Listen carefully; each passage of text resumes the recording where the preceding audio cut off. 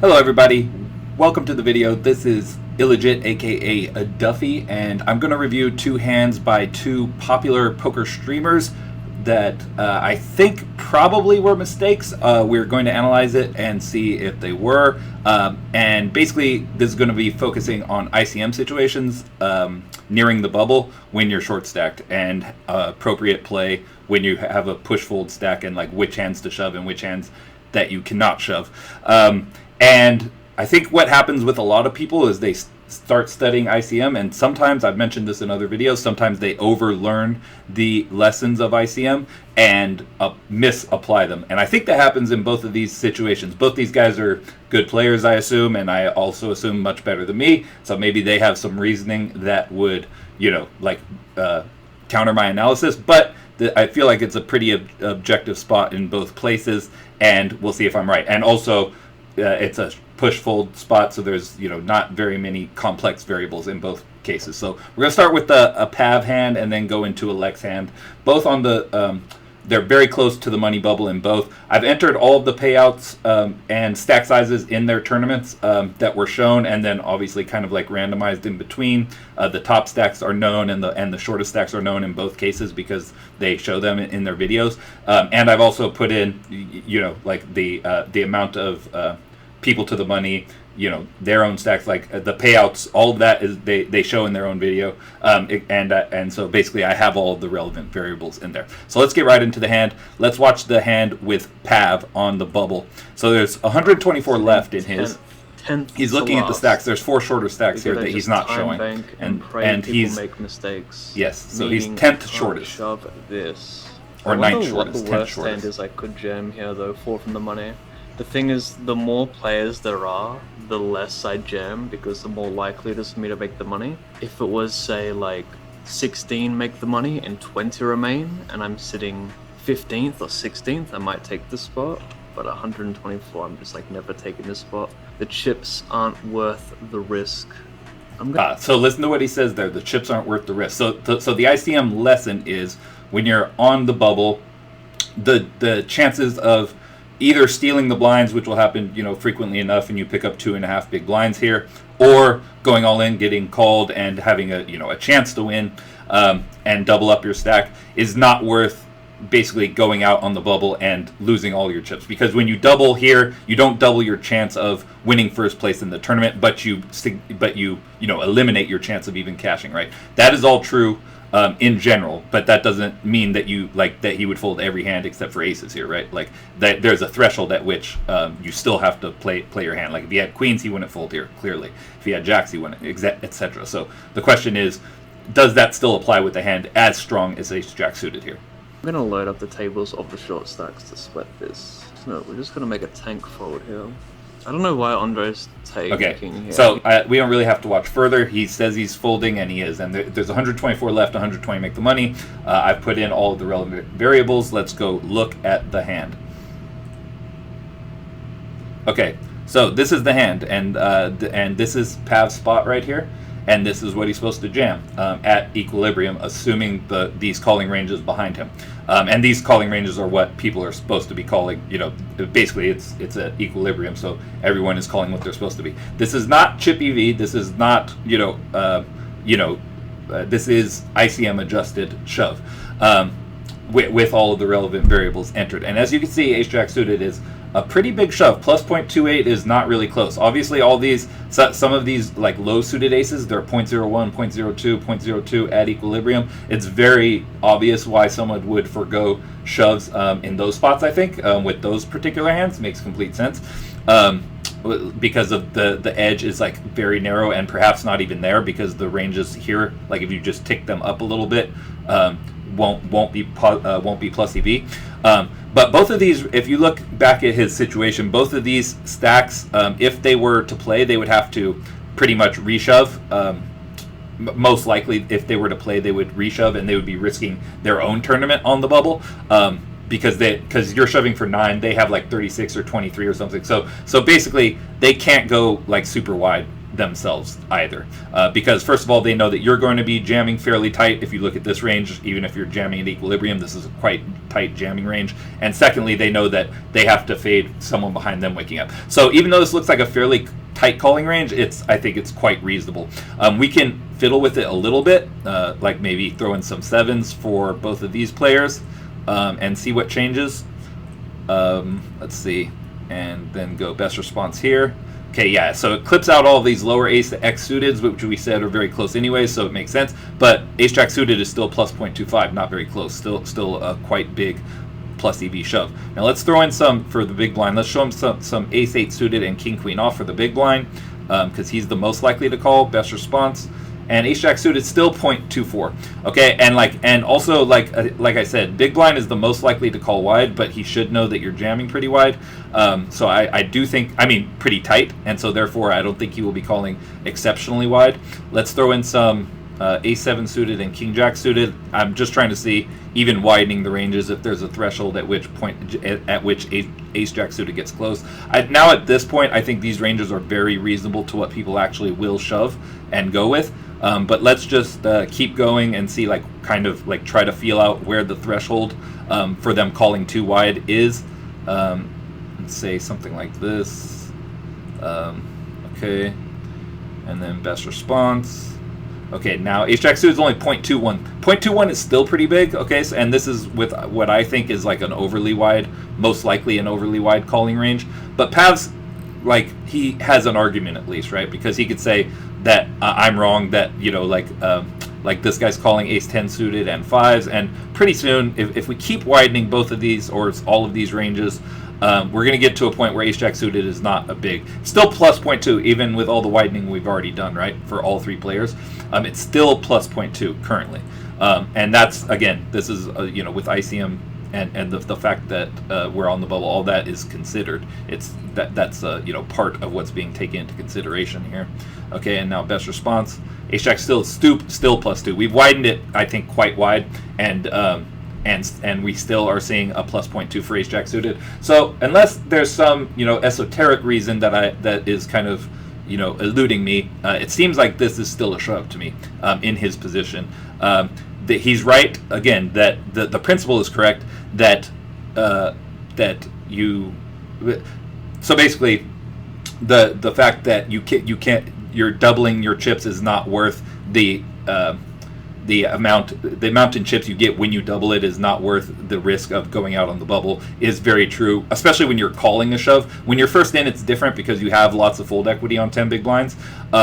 And so your ranges don't have to be nearly as tight. But if someone else had raised in front of him, for example, ace jack suited, yes, would be a for sure fold. I'm almost certain. Certainly if they shove, but even if they just open raised, yes. But so this is my point. Sometimes people overlearn these lessons of ICM. It seems like to me, again, like maybe they know that population calls way wider than these ranges, and if that's true, then perhaps they're right. But I think I've made the point that it would have to be quite significantly wider than what we have here, because we're still at plus 0.18 and we've widened all of these ranges quite a bit.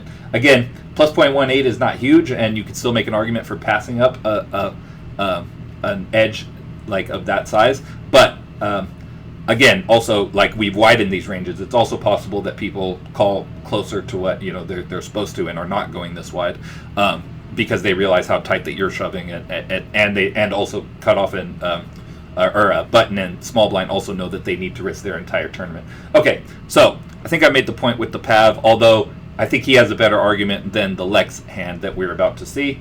And so let's go to Lex. All right, so here we go. Lex is currently, it says 15th, but by the time the hand actually happens, that he'll be 14th in chips, with 13 making the money. So he's on the stone bubble in this situation. But he's also the shortest stack, which is a very key variable, because as the shortest, he has there's still ICM pressure, of course, but he has the most incentive to try to steal blinds and chip up, and in situations where it makes sense, not to call off calling off, he's still going to have to call off quite tight because, there's a bunch of stacks that are close to himself. But if he has a first in spot, he's not going to have to be as tight. This is what I thought when I watched the hand. I think it's borne out by our actual calculations after the fact, but let's watch the hand. In the fucking worlds of Hot 1 and 9s right now. I'm the best Hot 1 and 9 team pro player in the world right now. Right now! At this very second. Alright, so this is a little bit before the hand. I come back from like 10 seconds late. 10 First seconds. he missed the jacks shove, first of all, which is funny. I just wanted to show a little bit of the lead up because I think it's a little interesting. I didn't run the hand, this hand, which seems like a clear shove to me, and he does shove it. Honestly. Yeah, but he starts by saying that he's going to fold. This one is also like not even close. It's 100%, 1,000% a shove. Oh my god! He does make the shove though when it folds to him. Today. Okay, so this is not the hand. This is the hand before the hand. But he does make that shove, but he also talked about maybe folding, which I think is not even close. And then here, he just snap folds sixes on the button. What people are going to say, but okay, now listen to his I'll give you one example. I was here with 15 big blinds, 15 big blinds in a 10k in queens, 4 spots off the money, in this situation, and I had to fold. Okay, first of all, I don't know if that's true, but even if that's true, it's not a straight gradient like I have X many big blinds. Well, first of all, having more big blinds, you have to, especially if you're not stone cold last in chips. If you have more big blinds and there's a bunch of stacks shorter than you and you're on the stone cold bubble, yeah, you might have to do something like that.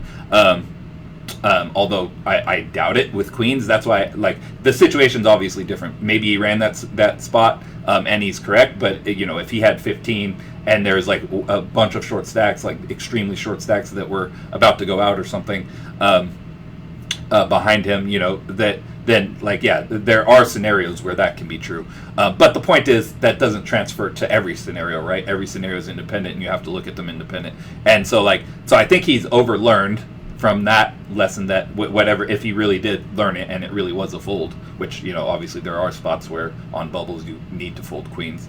But if that was really true, then now he just thinks, okay, well, even he's the very shortest stack. Like, he's not guaranteed to make it by folding here. Not at all. Like, he does, actually, which is funny. This guy shoves Jack 5 suited, and as we'll see, 10s wake up and call, and then 10s go out on the money. Yes, but obviously he's being very results-oriented in his analysis here. I'm not beefing with Lex or saying he's whack or something, but that is like, that's just a pure rationalization and it's not how you should be thinking about the game whatsoever, obviously. And so now let's go back and we'll see if he is correct about folding the sixes. And like I said, this one's even less close.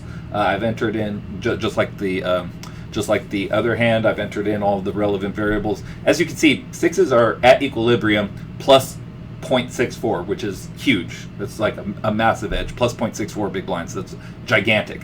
And this is ICM, ICM adjusted shove. This is not chippy V shove. This is ICM adjusted already. So this is taking into account the fact that it's the bubble and you're the shortest and everything. All of that's already taken into account.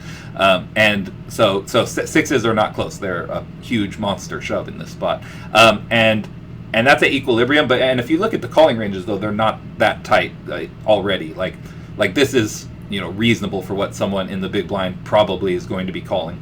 All suited aces, all pairs except maybe deuces, like these suited broadways. And we don't even really have to go through adjusting down because plus 0.6 is such a huge edge that like if we say, okay, big blind is, I'm adding some hands here.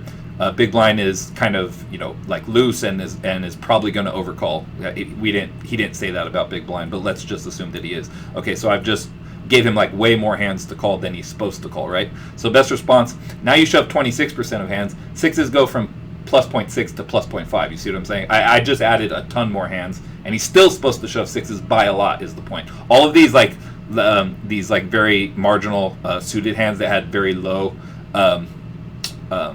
like we're plus 0.01 or plus 0.05 or something. A lot of those went away, and you can make arguments, of course, for folding those for that exact reason. But sixes are just not close, just like all of these suited aces are not close, just like our suited broadways pretty much are not close except for Jack 10, etc. Most of our offsuit aces are not close, etc. So again, don't overlearn the lessons of ICM, which is that lesson in this case is the idea that your chips, doubling your chips and risking them on the bubble is you have to do it tighter, which is true. Like this is much tighter than you would do it if you were already in the money, for example. But like this already is, as it is. But that doesn't mean you fold, everything except aces, kings, and queens, even when you're the shortest, or in Pav's case, when you're the 10th shortest and still 4 off of the money. You still have to take your spots basically and play. And it's not because you're playing for the wind, or something. And you're countering that principle of doubling up on the bubble not being worth the risk of going out. That's still true, but even with that being true, you still have to play your hands, because there's still no guarantee that you're going to make the money just by folding your hands either. So there's still hands that you're supposed to be shoving with as the first M player. All right, boys, I think it's a pretty straightforward concept, and I hope I explained it well. The explaining part is the hard part. I think the objective truth of both those hands is pretty straightforward. Again, Pav's was a little closer and arguable based on the calling ranges behind. I don't think Lex's is really close or arguable. Again, unless there's some hidden principle that I'm completely unaware of. But again, an ICM calculator takes into account almost all of the relevant principles if you enter them in to the calculator. So yeah, and when it's a straightforward push or fold spot. All right, so thanks for watching, everybody. Like and subscribe and stick around, and we will catch you next time. Peace.